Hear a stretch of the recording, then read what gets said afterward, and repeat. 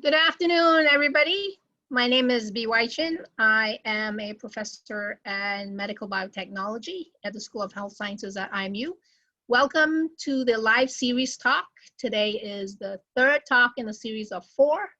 And today's speaker will be Professor Winnie Chee, who is a professor in nutrition and dietetics at the School of Health Sciences. And she will talk to you about, do we need dietitians and nutritionists as part of the COVID-19 response? So next slide, please. So before we go in, next slide, please. Yeah, next slide, please. There are a few housekeeping rules. We have muted the microphone for all participants, and that doesn't mean that you can ask questions. So please go to the chat box and write as many questions as you want. And towards the end, we will then open the floor for Q&A. Okay, take it away, Prof Winnie. Right, thank you very much, Prof Chin. And good afternoon to everyone. I hope you've had a lovely day. It is indeed my privilege to speak to all of you. And what we will do in the next 15 minutes or so is I'm going to share my experience in the field of nutrition and dietetics. And I will then provide some information about the role of dietitians and nutritionists in the COVID-19 response situation. I hope to keep this presentation as short as possible so we would have more time to take questions later. So I'm going to begin by introducing myself and share with you my career journey in the field of dietetics that's been in the past 30 years. It's not easy to do 30 years in 5 minutes, but I shall try my best to do so. And I hope to inspire some of you who are thinking of taking nutrition and dietetics as your profession, that you get an idea of what it's all about. So I graduated with a degree in dietetics from UKM, University Kebangsaan Malaysia. And ironically, I actually didn't start by choosing this degree, but it was offered by UKM to me to pursue this degree after 1 year of being in a general life sciences courses. So in those days, UKM didn't have a direct pathway to an allied health degree or medicine. And we all would enter life sciences, and then after a year be offered different types of courses. So when I was offered dietetics, I didn't know what it was all about then. And in the 1980s, it's not a very known profession. But UKM was the pioneer university to offer this program, and I was the 4th batch actually graduated, trained locally to be a dietitian, of which I'm very proud of this until today. So in 1991, I graduated, and then I was then offered to do a master's degree to actually look into an energy requirement study of Malaysians. So the project was actually funded by the Higher Education Ministry then. And so it was an opportunity to travel around Malaysia, and I get to look at food intake, what people are eating.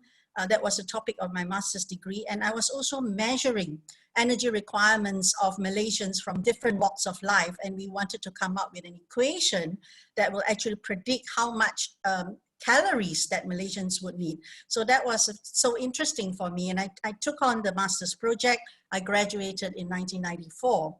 I then came out to work, of course, and I worked as a scientific officer with the Malaysian Palm Oil Promotion Council. My job then was to look at scientific evidence on health benefits of palm oil.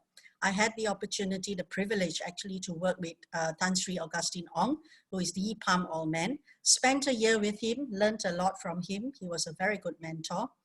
And lo and behold, my former professor in UKM came to me and said, hey, Winnie, why don't you come in and join us as a junior lecturer? And you can also get to be a dietitian because UKM has a hospital, and I get to service and practice my dietetics. And this is very aligned to what I wanted to do, because from young, my ambition was actually to teach and to be a lecturer. So I grabbed the opportunity, worked in UKM from 1995 onwards. Because it's part of the requirement to do a PhD, so I did my PhD and graduated in 2004. I had the good opportunity again to do a postdoctoral fellowship in Switzerland. This was with the Nestle Food Company. I did my PhD in the topic of bone health and nutrition, and I did more work on research when I was in Switzerland, spent another 2-3 years there, came back to Malaysia in 2006, and of course served UKM for a couple more years until the opportunity came for me to join IMU. Now at that time, IMU wanted to start a course in nutrition and dietetics, And I was very passionate about wanting to design a nutrition and dietetic program, the first one that's opened up to the private education sector. And that attracted me a lot. So I left UKM, I joined IMU, and I've never looked back since then. So I then came in as a program director. I later had more responsibility. I became the head of department. I'm now the dean of school. However, I'm still very much hands-on into teaching the dietetics curriculum, and also have an opportunity to still continue to improve the curriculum there. Of course, on my personal development, I moved on to the associate professor and the professor position. So I have been very privileged. I've been very lucky to work with some very, very good mentors. And this is how I've actually, it's given me an opportunity to pursue my passion in dietetics, in research. And I still see patients. So I'm still a dietitian. I work at the IMU Healthcare. We have clinic there, a diet clinic, and I see patients, especially on diabetes and on kidney failure.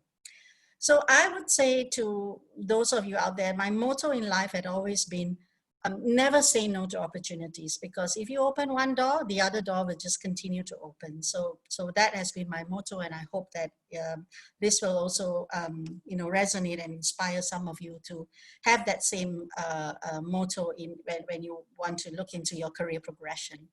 The other passion that I have is, of course, advancing my profession. Because when I joined dietetics, people didn't know what dietetics was. And I think I still hear some people doesn't know, how many dietitians would the hospital need? I mean, you don't need a lot.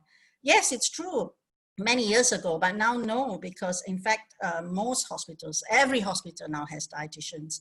Dietitian has progressed a lot in our career pathway in Malaysia and also globally. And I've had the opportunity to contribute to that, which is why I'm very active in the professional body. So I've been helming Malaysia. I was one of the founder member of the Malaysian Dietitians Association, because I know that we have to make the public aware of our profession.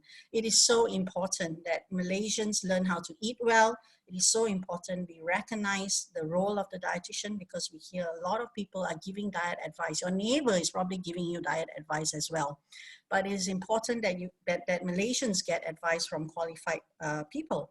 So, and I've now been very privileged to be also part of the Allied Health Profession Council, which is appointed by the Ministry of Health, because we are now looking into registration status for allied health professions. And I'm there for dietetics. Nutritionists are also going to be registered, and we hope once this COVID pandemic is over, we can get on with the progress of that, and we will be able to have registered dietitians and registered nutritionists in the country, hopefully by 2021.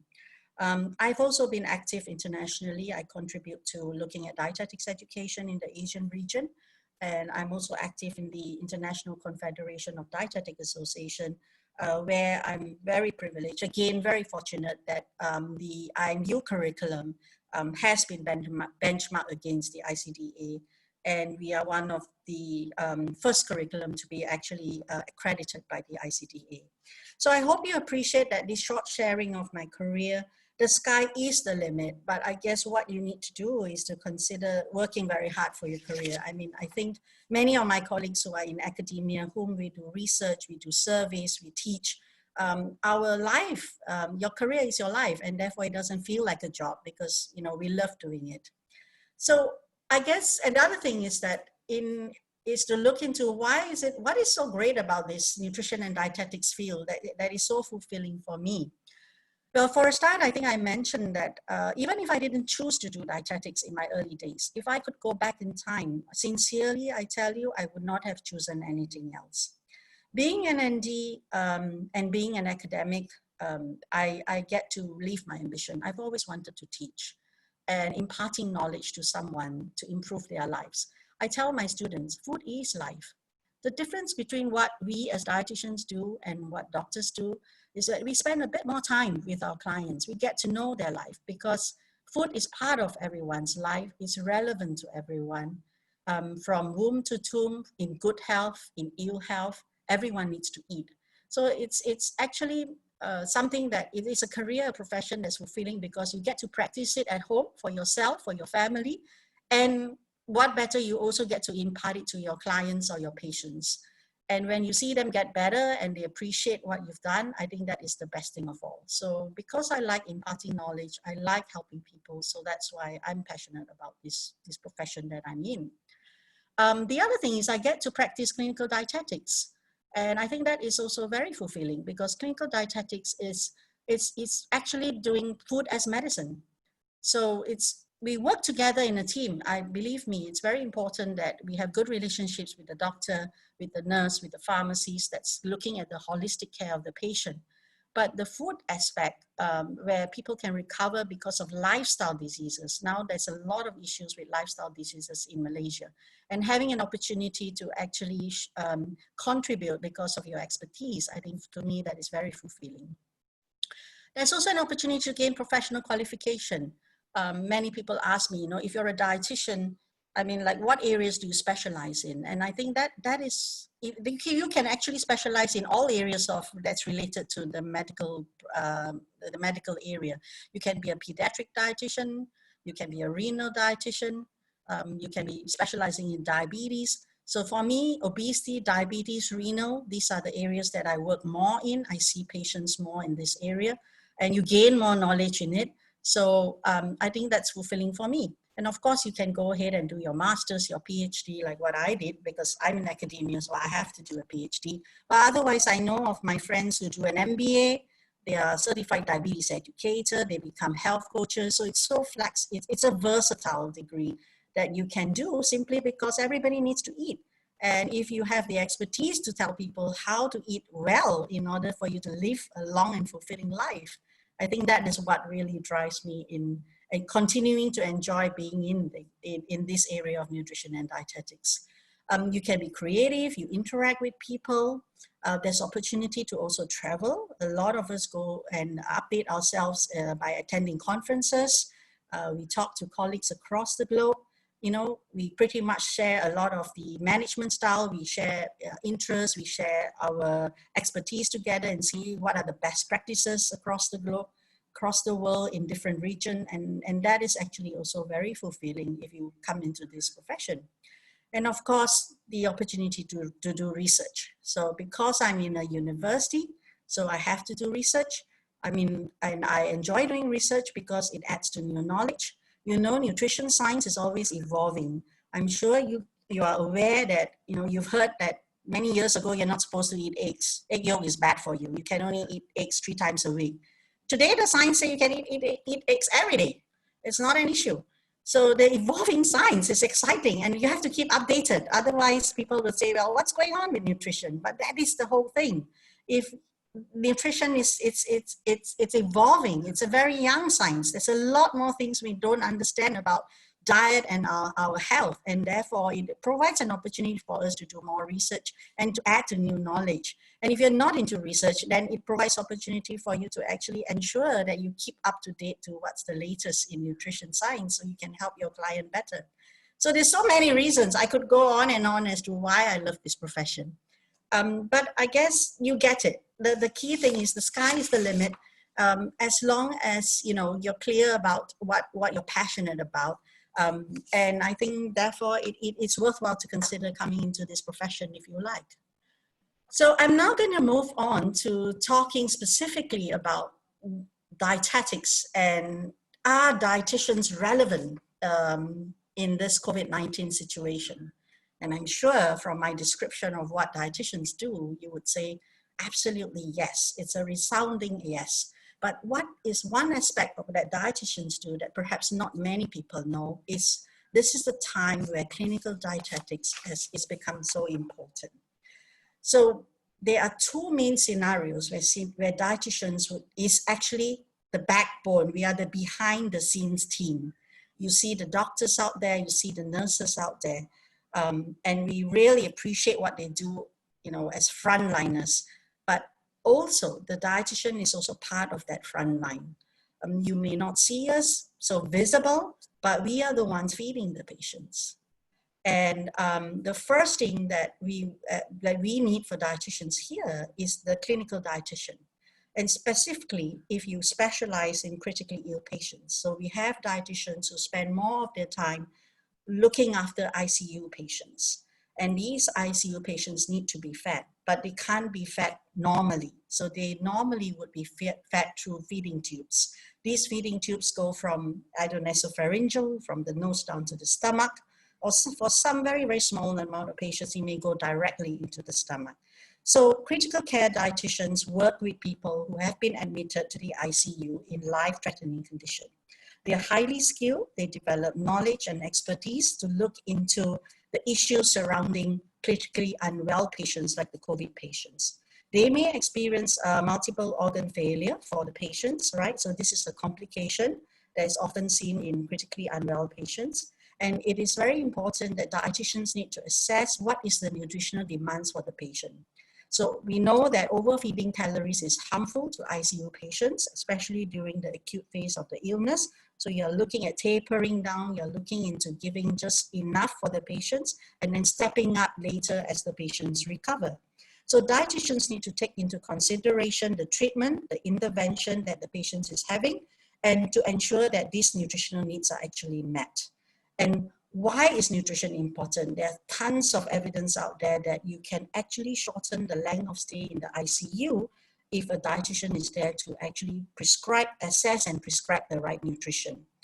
So nutrition is important. I think there are lots of webinars out there that talk about what to do with COVID patients for nutritional management of patients. And this is very much up the alley of the dietitian. The goal, of course, is to ensure that the patient receives the right amount of nutrition so that they can recover from their acute illness and go into rehabilitation. So this is one of the key things that the clinical dietitian is very much involved and is needed during in the feeding and in the management of COVID patients. Now, the second scenario where dietitians are also needed is to feed the non-critically ill patients. And this comes the expertise of the dietitian in food service management. Now, while many people think dietitians are just clinical, actually we are not just clinical. We are also trained in managing large quantity food service management in the hospital. So like, for example, when the government decided to set up the facilities in Serdang to treat the non-critical patients, they called the dietitian in. And you can see here, thanks to the courtesy of my colleague in Ministry of Health, Puan Nurul, she's the one standing behind next to this robot here, and that's Puan Nurul, if you can see my pointer. She's actually given me permission to use this, she is actually the key person in charge. They call in the dietitian because they need to feed the patients. And the dietitian's role would be to look into food safety practices, the food preparation and the serving, the right menu, the right nutritional requirement for the non-critically ill patients as well. So she was sharing with me that they had to figure out a way, how do you feed the patients without, without contact, right? Because this, they all have COVID. So using the robot, and this was, I think, the idea of University Technology Mara, UTM, fantastic. So what happens is that they use this robot to serve the food so that you minimize contact with the person who has to provide the food. The dietitian's role there is to oversee this whole provision of the food to those patients. And even in the hospital, in normal situation, what you see behind, who's feeding, who determines the menu, who determines how much each patient should get, this is all the skill of the dietitian. So you can see that dietetics, dietitians, very much needed, very much involved when it comes to treating and managing COVID patients. Now, on the other hand, for the rest of us who don't have COVID, you probably will be very concerned, like, is there anything nutrition can do? How do I boost my immune system so that, I'm stronger and I can beat any infection? Well, when it comes to advice to the general public about nutrition, now this is where, while the dietitian is also trained to do this, but the nutritionist is the one that plays a more active role because they are trained for public health messages and community nutrition education. So if you are self-isolating, or if it's important that you have good nutrition and hydration, make sure you're eating and drinking regularly, even if you have a low appetite. But I guess the key thing that a lot of Malaysians want to know is, what can I do to support my immune system? Do I take a supplement? Should I rush out to the pharmacy now and buy all the supplements there? Well, actually the answer is no, because immune system requires a lot of, basically what you need is a healthy diet, right? A healthy diet that's rich in fruits and vegetables, in proteins and in whole grains that will give you all these nutrients that you see there. So onto the left of my slide, you can see you need zinc, you need vitamin C, you need iron, vitamin E, vitamin A, vitamin B6. These are B vitamins. This is all to support immune system. But it doesn't mean you go and pop pills of each of this, because it doesn't work that way. You need all of this to come together. That's why the evidence still tells us it's the healthy diet you're looking into, a diet that's rich in fruits and vegetables, in protein and in whole grains, because it supplies you that nutrients that you need. But don't forget, a healthy lifestyle is also very important. If you're a heavy smoker, you're also destroying your immune system. You should be exercising. You should get adequate sleep. You should be managing your stress. So it's a holistic, healthy lifestyle that's really going to protect you and strengthen your immune system. Now, there are, of course, as I said, many nutrients that could be involved in the normal functioning of the immune system, but you've got to get them from a variety of foods. There is simply no evidence for any single food or dietary supplements or natural health products that can actually protect you from COVID or treat you from and treat COVID. And just in case you're also worried about, can I have salads? Can I eat raw fruits, raw vegetables? It's not cooked. There is simply no evidence that COVID is being spread through that. I'm sure you've seen some videos that say when you buy your food, you got to, clean it. You got to make sure you scrub them all before, and you keep it so that, so that it doesn't spread. You don't get COVID. But actually, there's also no evidence that COVID-19 is spread through contaminated food. Basically, when you're storing your food, should you be concerned? Well, make sure that if you wash your vegetables and all that, and then you keep them, that's fine. If you take it off the plastic bag and you store them properly, make sure the most important thing, wash your hands. Wash your hands before you touch the food. After you touch the food, you wash your hands again, because that really is what is protective, right? And not so much about taking dietary supplements or popping a pill or eating a specific food that will boost your immune system. It's an overall healthy diet. So the role of educating people, the general public, about what is a healthy diet to eat, that predominantly will be a role of the nutritionist.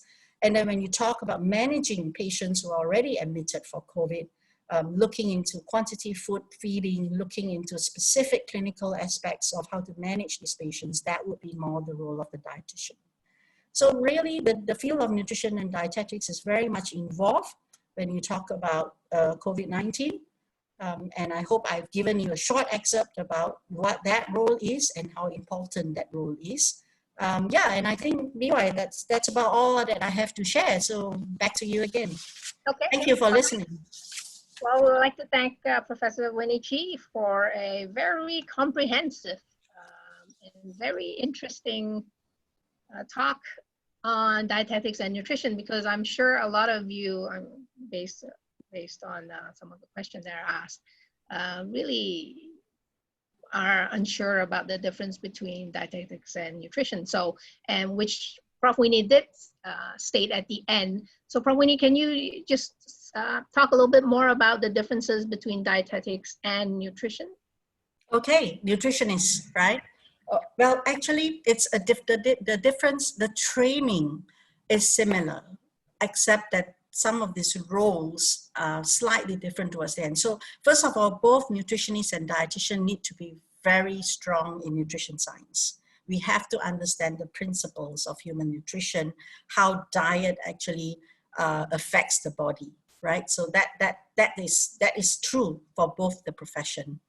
Then when it comes to the final year in your training, and we've got a very standardized program or curriculum in this country, so we're very fortunate, we're very clear about that, is that the nutritionists would normally focus more on nutrition science and on research and on nutrition education and communication and the public health aspects of nutrition. So knowing how to manage a project, knowing how to manage public health messages out there on nutrition, and looking after malnutrition in the general population, that would be the main role of the nutritionist. So their training is geared towards that.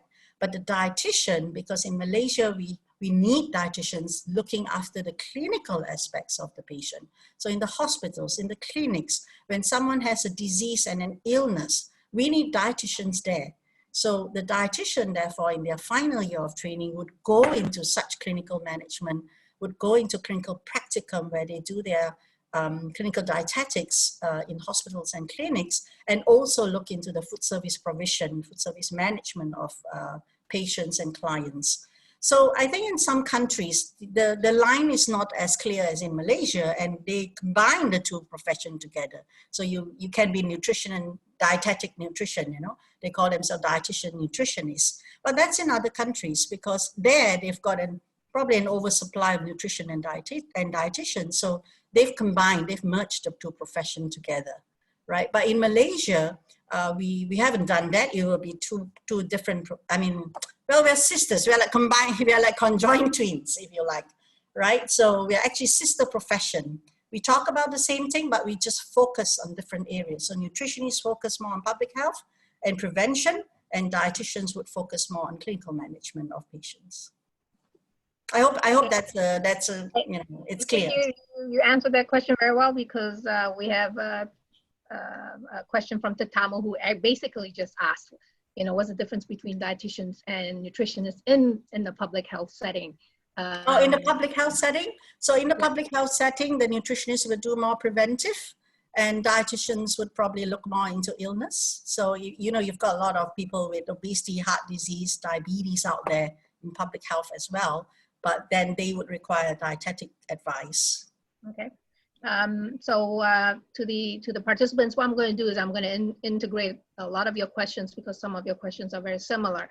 So to just summarize what Prof Winnie had said, the general layman's definition of the difference between dietitians and nutritionists is, for nutritionists and dietitians, they basically do the same thing, but nutritionists take care of more of the general public, the community, versus the dietitians that caters so much for the patients in the hospital as well. Yeah, more into treatment and management. Treatment management, okay. Okay, we have a question about the program, Nutrition and Dietetics program. So can you tell the audience a little bit, the participants a little bit about the duration of the programs for nutrition as well as for dietetics? Okay, sure. So the nutrition program in IMU is 3 year. It's a 3-year program. The program, most universities, it's a 4-year program, but in IMU, we are able to condense it into a 3-year program. It's got the same competencies. It's fully accredited as well. The dietetics program requires about 1,200 hours of clinical placement. So we can't cram it into a 3-year program. So therefore, it's a 4-year program for dietetics. Okay. So I hope to answer that question. I have a really interesting question here of a working adult who wants to change careers. And the question is, how do I choose to become a nutritionist or dietitian? You know, this person wants a job, a career that will actually lead to jobs that are on the market. Or both of them would lead to jobs in the market. I guess it depends on where your interests lie. If you think you want to do more prevention, you want to work more with public health, you want to work more in ensuring that you reach out to a big group, you want to talk more about prevention, you don't necessarily want to go into treatment and management of using diet to manage diseases, then by all means just be a nutritionist, because there's a lot you can do there.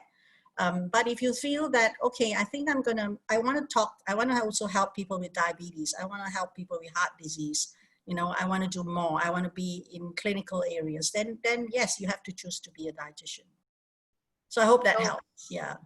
So basically what you're advising this participant is to actually look into themselves which areas of interest they will like to concentrate on.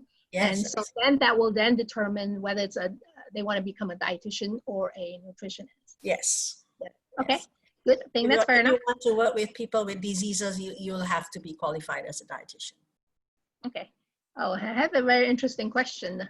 Is there a dietitian doing Tele-Nutrition in Malaysia? Plenty. Yes. Okay. There are now quite a few companies in Malaysia that is hiring dietitians to do diet consultation online to support patients. Either they're following up patients at the clinic, and then, you know, usually patients at clinics, they would see their dietitian every 3 or 6 months. So the companies these companies come in where they provide the ongoing support to patients. So yes, there's lots of dietitians at the moment, quite a few of them who are now working with patients online.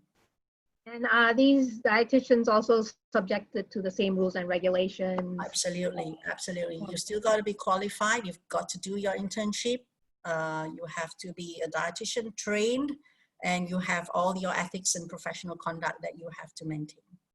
Yeah, and let's say if I wanted to consult a dietitian by Tele-Nutrition, how would I go about that? Searching on the web, word of mouth, or any Well, all right. advice? You could contact the Malaysian Dietitians Association, because we normally would channel you to the right company or the right dietitian that does telemedicine. We also have dietitians who do home visit as well on top of that. So contact the Malaysian Dietitians Association is one way to ensure that you've got the right, you know, the right professional to do this for you. And you can go to the MDA website and drop you know, drop a note there. That's how we could then link you up with a dietitian near to wherever you're staying, because we've got dietitians around the whole country. Yeah, we have. Yeah, and if you want to see us in IMU, we've got a diet clinic going on as well. That was my next suggestion, is why don't you, participant who asked that question, just swing by the clinic. And so MDA is the website to go to, the Malaysian Dietetics Association. Yep. By the way, Prof Winnie Chee is the current president, so I'm sure she can do she'll be more than happy to advise you on that. Okay, this is a very common question that the public is asking right now. You've mentioned the fact that, you know, eating healthy, eating the right foods is the best way to consume the the vitamins. And but we've heard for the last few weeks, based on this COVID-19 scare, that they're pushing vitamin C, right? They're really pushing vitamin C to help boost the immune system. So what are your thoughts on that? Okay, if you look at evidence at the moment, whether it's COVID or non-COVID, there's been a lot of discussion about the role of vitamin C for immunity, for cough and colds, and so on. What I do know, and I've not checked the latest evidence, what we do know is that perhaps it can reduce some of your symptoms for flu, but it's not going to really avoid you from getting the flu, right? So I would say if you're going to pop thousands of milligrams of vitamin C, hoping that this will help, you probably just get, I always say, very expensive urine, because most of the vitamin C that your body needs is only right up to about 90 milligrams. The rest of it is going to be excreted. So there's no strong evidence at the moment that you should be popping, you know, milligrams, thousands of milligrams of vitamin C to help. Not that I know of at this point in time. Yeah, and also to go along the same vein, vitamin C is a soluble molecule. So once you take it, excreted, first pass, it's gone. So you constantly have to, like Prof Winnie was saying, consume a lot of vitamin C. So instead of popping sugar pills, like what she has just said, why don't you slice up a mandarin orange, slice up a piece of orange, and just pop it in the mouth, right? More than a slice then, but yes, you need about 90 milligrams. If you're a smoker, you probably, at least 2 servings of fruits and vegetables a day. Or a kiwi fruit, right? I think kiwi fruit has a lot of vitamin C. Well, we've got our local Malaysian guava that's very rich in vitamin C and lots of fiber. So the alternatives are there. And much tastier. So being holed up in the house, this is the best time to really, you know, consume Malaysian fruits. Absolutely. Right? Yeah. This is the best time. Okay. Very interesting question here. How many kinds of nutritionists are there? How many types of nutrition? Well, What I know is that a nutritionist is a nutritionist. So a dietitian is a dietitian, but you can actually focus on certain areas. So if you can be a sports nutrition, if you're focusing on sports, then you can probably say you're a sports nutrition, focusing on the area of sports. You can be a public health nutritionist, so you're focusing very much on public health issues, public health messaging, public health nutrition education, right? So that is also possible. You can be a nutrition scientist, so you're a nutritionist that more of a research type, so you do more on research. So it depends on what area you focus.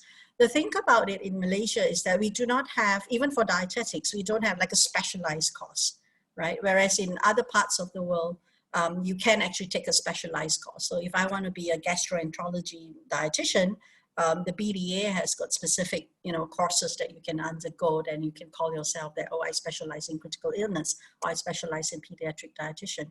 But at the moment in Malaysia, we don't have that yet, what we call professional certification, but it doesn't stop you from working specifically in that area and then being more knowledgeable, more hands-on, and more skilled in that particular area.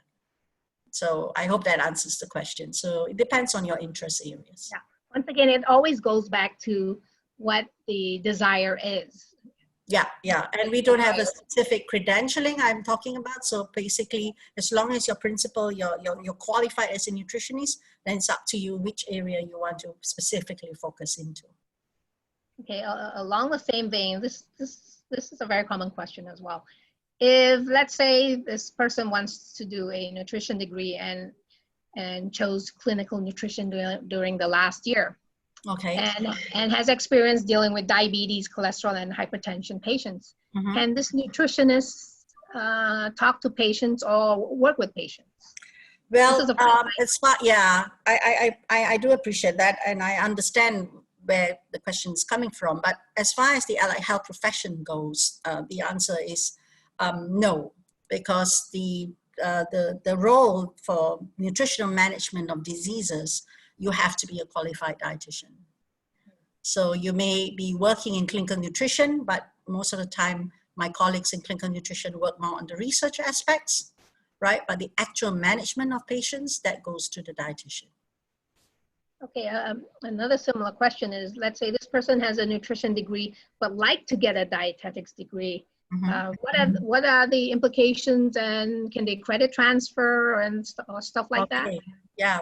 Well, at the moment, it's a bit, well, you could do a master's in dietetics. So this master's in dietetics that you do will have to be something that gives you the training into dietetics. If you're talking specifically internationally, there are quite a few countries like Australia, New Zealand, US and all, where they have a master's in dietetics, but it's essentially an entry-level master's into becoming a dietitian. Now in Malaysia, however, it's all a 4-year degree course. It's still at the undergraduate level. I know UKM used to have a postgraduate diploma in dietetics where you can actually swap to become a dietitian, but I understand they no longer have it. So I would advise that if you've already got a degree, you either come back and do another degree in dietetics if you're talking about Malaysia. Otherwise, do a master's. Look for a master's degree overseas where it gives you entry level into becoming a dietitian. So it's a bit limited in Malaysia. Yeah, that's IMU has, right? IMU doesn't have a master's. A credit transfer. Yeah, but that's at an undergraduate degree level. Yeah. Yeah. So if you've already got a degree, you have to come back and do an undergraduate then. Yeah. I see. Yeah. Okay. Along the lines of your bone health study. Oops. One of the question is, if you have calorie deficit, would it hinder the height in teens? Yes, it would. I think growth is very important. So if you're looking at getting taller, the evidence showing that first you've got to get adequate nutrition. So definitely adequate calories according to your age and your physical activity level. And proteins is very important for height and growth. And of course, calcium and vitamin D. So in short, yes, get a good diet. You got to eat well and you've got to exercise. So that's how you're going to grow taller. Okay. And along the eating question there, because it's the fasting month, so we have a question on Is keto diet healthy? Whoa, it's not just for fasting month. No, not for fasting month. It's not healthy. For fasting month, you need the sugar. So during your sahur, right? So please make sure you have adequate and a balanced diet with carbohydrate, proteins, and vegetables and fruits. And when you open, after fasting, during your berbuka, you should have a balanced diet as well. Keto diet is not a balanced diet. I won't recommend it for anyone during the fasting month or even after. Okay, it's very important there. So don't trust all the online stories on keto diet is good for you. You're going to lose a lot of weight. Very short term, yes, you lose a lot of weight, but you have to, you can't live on keto diet. You have to recompensate for those lost nutrients, right? Okay. A question about research. Can you talk a little bit about your experience working with patients? Do you enjoy working with patients? Do you enjoy teaching versus working with patients? Okay. I have the privilege of getting to do both. A lot more when I was with UKM because we've got a hospital. But next year, IMU's going to get a hospital, so we're going to get to practice more as well. So I enjoy both. I enjoy doing research because from what I learn from patient, I know where the gaps are, and therefore I know where to focus the research on, right? So for example, if you look at my current area of research that's related to diabetes, what we see happening is patients are struggling. They're finding it very hard for them to practice healthy lifestyle and eat a healthy diet, and finding a simpler solution for them that we can get the weight down and we can see better control of blood sugar and blood pressure and cholesterol. That would be very useful for patients. So we actually completed a study recently showing how a structured lifestyle, giving them menus, giving them alternatives to all the unhealthy food out there, and using a specific structured lifestyle actually helped them to reduce A1C levels, which is their glucose level. They lost weight, they maintained that weight for more than a year, and they're very happy. So yes, so I marry the two. So because I see patients, I know what the challenges and struggle are. So it helps me to then decide and look into what areas of research that I could do to help my patients further. But seeing patients itself is fulfilling. I'll just share with you a little anecdote that happened. I never, and this is the first time I'm going to share it in public. So one of my patients, who's a renal failure patient, came to see me. We've been following up with each other for the past 2 years at IMU's clinic. Sadly enough, he recently passed away, but he actually expressed his appreciation for the diet advice that was given, that he actually managed to follow for 2 years and delay his progress of kidney disease. And the daughter conveyed that message to me. I mean, I was so touched, and I really tear up on that. So, it's things like this that makes you see that, yes, seeing patients is very fulfilling. If you're sincere about the advice that you give, if you're able to motivate your patients and help them along their journey to get healthier, true healthy lifestyle, that is very fulfilling, right? So even if you don't do research, you just see patients. A lot of us dietitians see patients, and that's the reason why we are dietitians. So the answer to that is yes, it is fulfilling on both counts. This is just an offshoot of that question is, does it make you a better lecturer or better academician when you get to practice your craft? Absolutely. Okay. Yeah, of course, because when you're seeing patients, you're a better lecturer. You bring real world into your lecture content. And we get a lot of our students who say that they appreciate that because we are not just theories. It's not just from book, right? So I can relate a lot of the patient stories to my patient as to, hey, we tried this diet. This is what the book says, but sometimes you got to improvise on it. It doesn't happen overnight. So yes, absolutely. Having that, being a clinician, practitioner, lecturer, that's the best. Right. It's a good combination, and I'm sure a lot of students prefer to either do one or another, but like Prof Winnie was saying, it's actually really fulfilling when you get a chance to teach and practice it immediately. Yeah, it's like, and then do the research that helps improve the client's life. So this sort of being a scholar for life, but also a practitioner for life. It's I think very, very important. Yeah. Okay, we have a question on getting a IMU degree and working internationally. Okay. So can you say a little bit about that? Yeah. I would say right up front that getting an IMU degree doesn't stop you from working internationally. That's for sure. So in the thing about dietetics and accreditation for dietetics is that not in many countries, dietetics is not, is usually regulated by their professional body.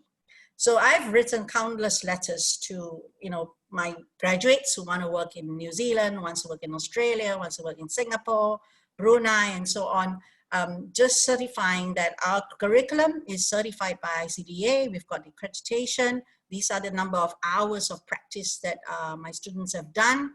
So when they take that letter back to the professional body in the various countries, so far there's been no rejection, right? They may have extra requirement like, okay, you need to apprentice with somebody local, right? Just to get to know the local food culture.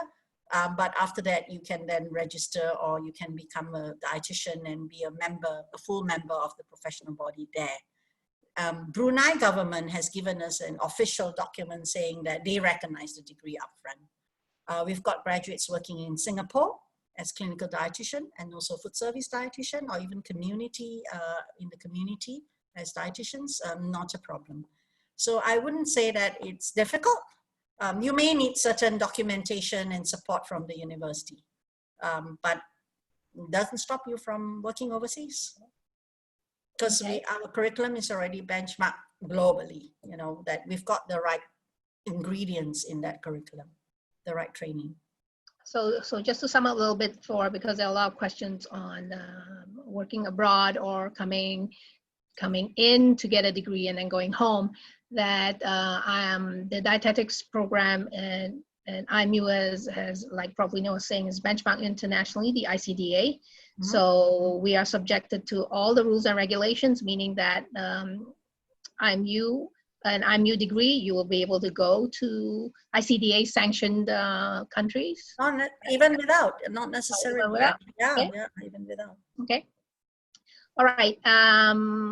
Still on the international side, there's a funny question on spicy foods. Is it old wives' tale, or is it okay to eat spicy foods as a part of the flu treatment? The flu treatment. I just love spicy food as a whole, but I'm sorry, I've not seen any evidence that spicy food can prevent flu. But Malaysians love spicy food, and I love my nasi lemak as well once in a while, but it's nice. Yeah, but no, there's no evidence that it can help with flu. To add a little bit about that, one of the main spices, curcumin, actually is an antioxidant of sorts. So maybe that may play a role in, the old wives' tale of. Yeah, possibly. I mean, it's all composite, it's all holistic, variety. So if you add it in, great. But if you specifically say that is the reason, probably not. Yeah. We have a student with a commerce, working adult with a commerce degree, and plans to do a postgrad diploma in Deakin to provide nutrition, the degree online, and the fastest way to get it. Okay. So the question is it sufficient? Is that degree sufficient enough to be a nutritionist? In Malaysia, I'm afraid not. It's got to be a bachelor's degree. But again, you'll have to wait for the council to come up, and you could apply if you got the postgraduate diploma from Deakin. It is up to the professional body to evaluate and see whether you meet the competencies that's required for a nutritionist. But in Malaysia, it's usually a bachelor's degree. Okay. Or a master's degree. So we'll see. Okay. I wouldn't discourage him from doing it. So if you do it, you just got to check back with Nutrition Society. Okay. If this person still decides to pursue a dietetics degree, and just want to confirm, does this person need a 4-year degree plus a 1-year pre-U in IMU, which means 5 years? With a commerce degree, Oh, okay. So he's got a commerce degree, no sciences. No sciences. Okay. That will be difficult because the MQA guidelines require you to have some sciences to do a degree in nutrition. So you're suggesting that a 1 year pre-U or FIS. Maybe, yeah, that might be good. Yes. Okay. Yeah, So you get some sciences in your pre-U. So to Emeka, please come and register for our FIS degree, and then follow up by a Then 4-year follow degree. up and do the degree in nutrition. Yes. Okay. Still have to come back to the question, the difference between nutritionists and dietitians. In this context is job market. There's a lot of similarities. They're fighting for the same career options, or what do you think? Right. I think a lot, based on what I see for our graduates, many of them would go, the dietitians would normally apply for the dietetic job first, right? So this would be in relation to working in a clinical area or something that's related to clinical, where they'll be looking at patients. The nutritionists have no issue getting jobs in industry, with food industry, with wellness centers, with gyms that look more into preventive, right? So they're not necessarily fighting on the same level because I think employers are pretty clear now that if my clients are going to have diseases, I'll have to hire a dietitian. But if it's not related, I can just get it. I mean, the nutritionist is good for me to hire. I don't necessarily need to hire a dietitian, right? But of course, when an advertisement is put out, of course, both professions, both graduates will apply. Then we will have to see, I mean, the employers, they kind of see what is the right fit for the job. So what you're saying is they may be in competition in some way. Well, depends on the job scope, but if it's related to clinical, then they're not in competition. It's very clear. Okay. You'll have to get a dietitian. So even if hospitals were to hire a nutritionist, they know the job role is different. So the nutritionist will be more talking about preventive and working with communities, whereas the dietitian would be in the hospital managing patients. Yeah. Okay. So I hope everybody understand the fact that nutritionists are primarily community and dietitians more are preventive. Yeah, more preventive. So preventive. Yeah, dietitians can be in the community, it's just the setting, but the role will be more for management of diseases. Okay. Give a combo question, because this is a fasting month again. We just got the last few questions. What are your thoughts about intermittent fasting? During fasting month? No, in general. It's in general. Okay. Well, I happen to look at some of the evidence for intermittent fasting. I think the evidence that it will help with weight management and weight loss is there. Okay, but it's not any different from someone who's decided to go on a low-calorie, healthy diet. So there's no major difference. It's just another modality for someone who would like to manage your weight. So if you're someone who feels that, oh, it works better for me, that I know I eat from 12 to 8, or I eat from 8 to 6, and then after that I don't eat anymore. That's what essentially the 16-8 fast, or there are different models of intermittent fasting. What's important there is that when you're eating, you're not eating junk. You're actually eating a healthy diet. I think that's critical, because intermittent fasting is another way to say, it's a way of curtailing the amount of food you eat, the calories. It's still back to the calories. But if you've got someone else who say, no, I don't want to do that kind of intermittent fasting. What I'm going to do is just be more careful with my diet, right? Cut down my calories, eat a healthy diet, I exercise. Well, studies have shown that the weight loss of these two is not very much different, not significantly different. But what's important, as I said, as a dietitian, I would advise you is that if you're going to do intermittent fasting, do it right, do it well. Don't think that, oh, I'm not going to eat for the next 16 hours, so I'm just going to eat whatever I can. I go for unhealthy food. It's okay.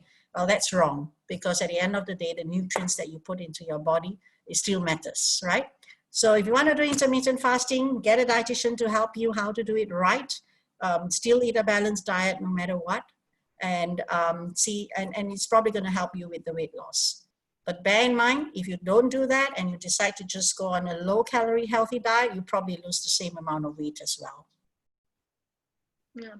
So really, the suggestion here is diets are for in the long haul. You can't just do intermittent Yeah, and expect amazing result, because it's not going to happen.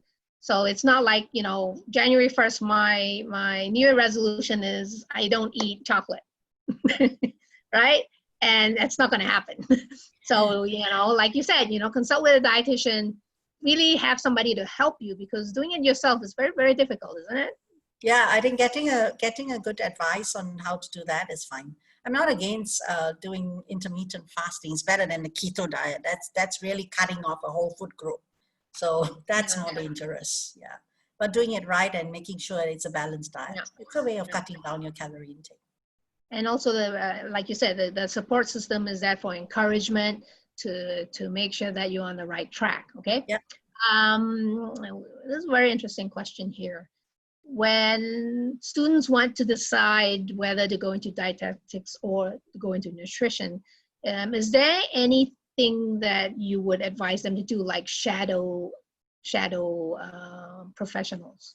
Oh yes, if you have an opportunity to do that, that'd be great. The best way to learn is to really see it in action. So if you get a chance when, after high school or something, you want to shadow someone, yeah, that'll be great. Then you can at least get to know what the whole job nature is about, right? So I think, yeah, that's a great idea. Okay. Oh, I've had this question 3 times now. Does IMU give scholarships for international students? Now we go back to that. I was waiting for the right context to ask this question. I think gosh, BY, do you know if I think it's limited, but we do have? Yeah, I think in general, if you have the grades, let's say if your CGPA is 4.0, and please correct me if I'm wrong, Prof Winnie. If you have a CGPA of 4.0 and you've done all this community work and all that stuff, and you will be probably shortlisted for an interview. We'll probably do it like this in Zoom. You're on the interview panel for some of this. Yeah. So but the international student will be put up against the Malaysian student with the same credentials. So that's when the hard decision has to be made. So in short, yeah, you're competing. It's an open competition. I'm not saying yes or no, but my advice is go ahead and try. I mean, like what Prof Winnie said, you cannot close the door forever. You're going to keep opening doors, right? I'm just trying to, and try it all. Right? Okay. I think we have time for one more question. Okay. What is the best menu that you can think of during this pandemic lockdown? Malaysian context. Now you can talk about your favorite foods now. Your favorite foods. Share what I do. Yeah, of course. Share what you do. Yeah, but I'm 50 years old, so so what I mean, my food habit is pretty standard. So in the morning, I have oats for breakfast. I know it sounds so boring, but I do. So keep your breakfast, not oily and things like that, but it doesn't mean you cannot have your favorite food. So once a week or two, every fortnightly, I do have nasi lemak. That's my favorite food. And I balance that up. So it's fine. But most of the days, eat healthy for breakfast. For your lunch, again, you can have, noodles, or you can have, in my household, we have brown rice. Because I'm a dietitian, so that's what we do. And then we have vegetables, and we try not to fry too much. So, fried foods is only like, once or twice a week, or even less. Most of the time it's actually soups, or it's, curries, no santan. And enjoy, it sounds so boring. But it's healthy food. Fish most of the time. But occasionally we enjoy ice cream, we enjoy, favorite foods, but not all the time. And then dinner is more or less the same as well. So the pandemic is a great time for you to Google for, the best recipes, healthy recipes, as long as it's got not too much salt, not too much oil in it, and it's got lots of fruits, vegetables on it. That's a healthy diet.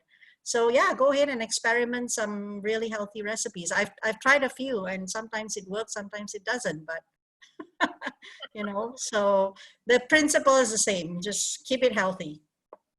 Yeah, and food substitute every now and then, right?